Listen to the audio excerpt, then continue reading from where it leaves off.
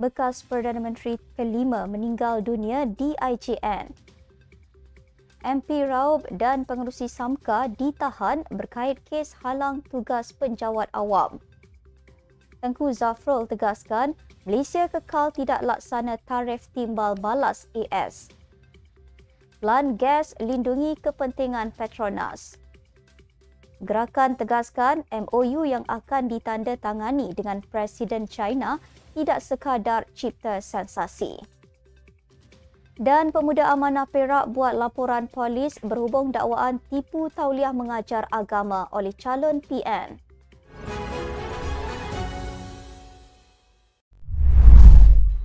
Bismillahirrahmanirrahim. Assalamualaikum dan salam Malaysia Madani. Bersama saya Asma Ismail dalam Nextstep News edisi pagi. Jangan lupa ikuti kami di semua platform Nextstep Malaysia.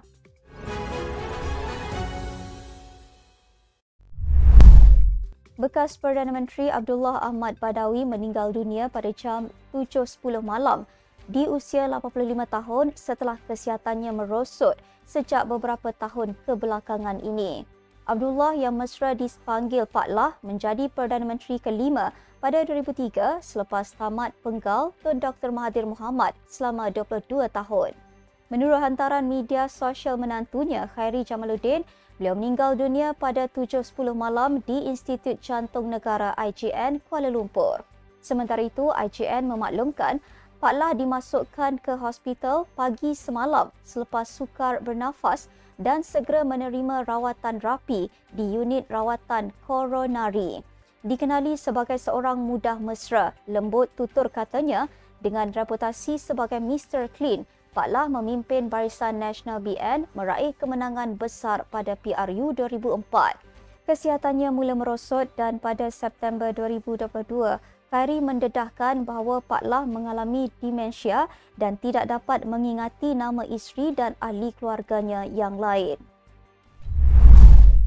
Ahli Parlimen Raub Chow Yu Hui dan pengerusi SAMKA Wilson Chang disahkan peguam ditahan polis bagi membantu siasatan di bawah Seksyen 186 Kanun Keseksaan.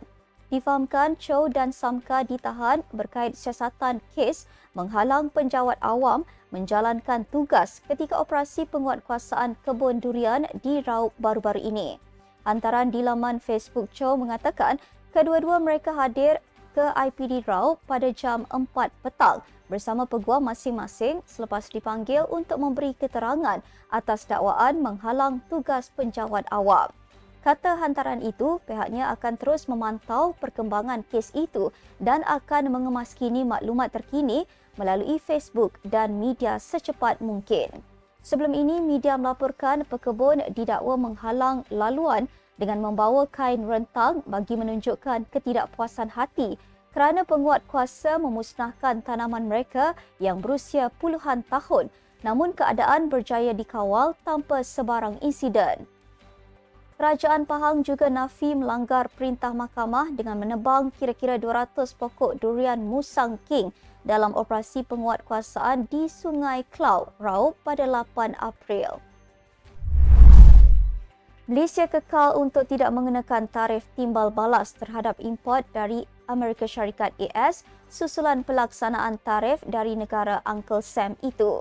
Laporan Esro Awani mengatakan Menteri Pelaburan, Perdagangan dan Industri Tengku Datuk Seri Zafrul Abdul Aziz berkata, objektif Malaysia adalah untuk menurunkan kadar tarif dan memperluaskan senarai pengecualian untuk ekspor Malaysia agar impak negatif terhadap ekonomi dapat dikurangkan.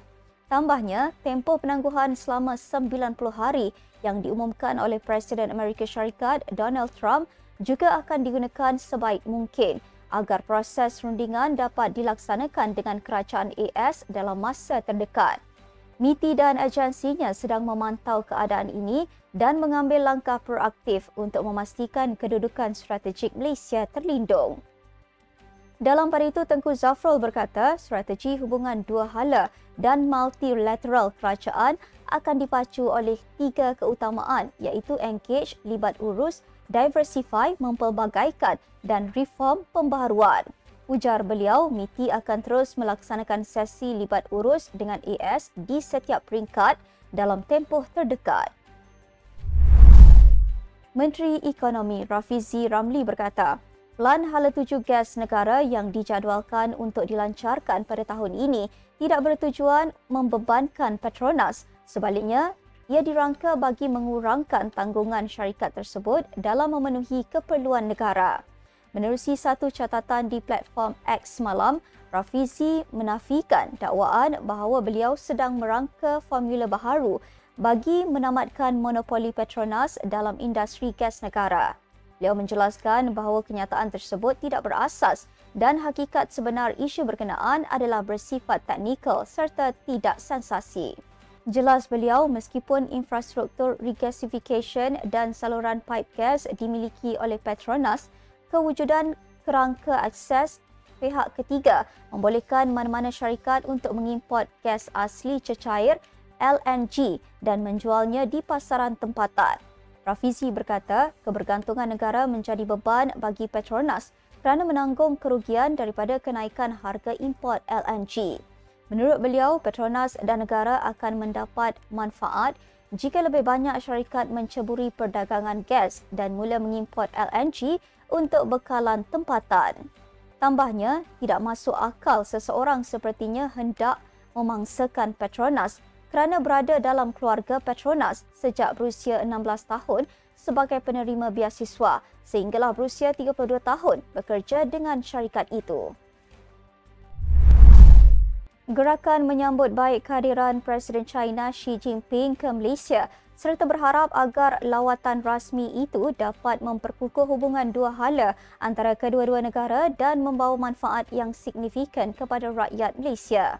Namun begitu, Presidennya Dominic Lau menegaskan bahawa memorandum persefahaman MOU yang bakal dimeterai bersama Presiden China tidak seharusnya dijadikan sekadar alat untuk meraih perhatian media atau mencetuskan sensasi. Sebaliknya perlu membawa nilai strategik dan manfaat jangka panjang. Dominic berkata, kerajaan juga tidak sepatutnya menjadikan lawatan itu untuk menggembar-gemburkan projek mega dengan China tanpa asas kukuh.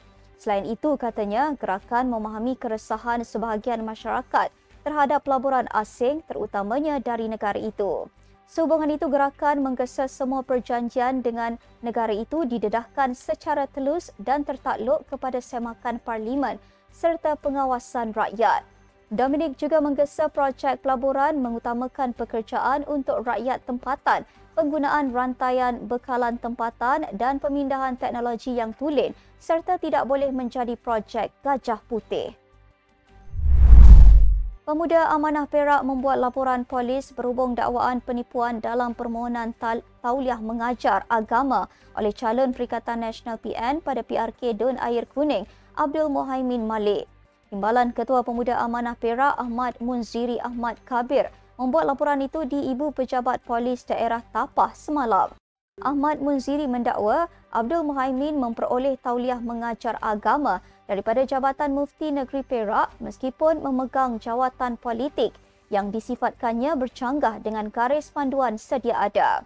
Beliau berkata kemungkinan berlaku pemalsuan maklumat atau dokumen rasmi yang boleh disiasat di bawah kanun keseksaan seperti Seksyen 420 kerana menipu dan Seksyen 468 kerana pemalsuan dokumen. Katanya, calon terbabit dipercayai memperoleh tauliah walaupun tidak layak kerana memegang jawatan politik dan kini bertanding pada pilihan raya. Ia bukan sahaja melanggar peraturan sedia ada, malah mengingkari titah Sultan Perak selaku Ketua Agama Islam Negeri. Justru beliau memohon pihak berkuasa menjalankan siasatan secara menyeluruh dan tanpa kompromi bagi menjunjung keluhuran undang-undang serta institusi diraja. Sekian untuk edisi pagi ini. Ikuti perkembangan semasa isu-isu panas politik Malaysia setiap hari hanya di Nextstep News. Jangan lupa untuk follow Facebook Nextstep Malaysia dan subscribe YouTube Nextstep TV. Nextstep Malaysia bersama melangkah dengan yakin. Saya Asma Ismail. Assalamualaikum dan salam sejahtera.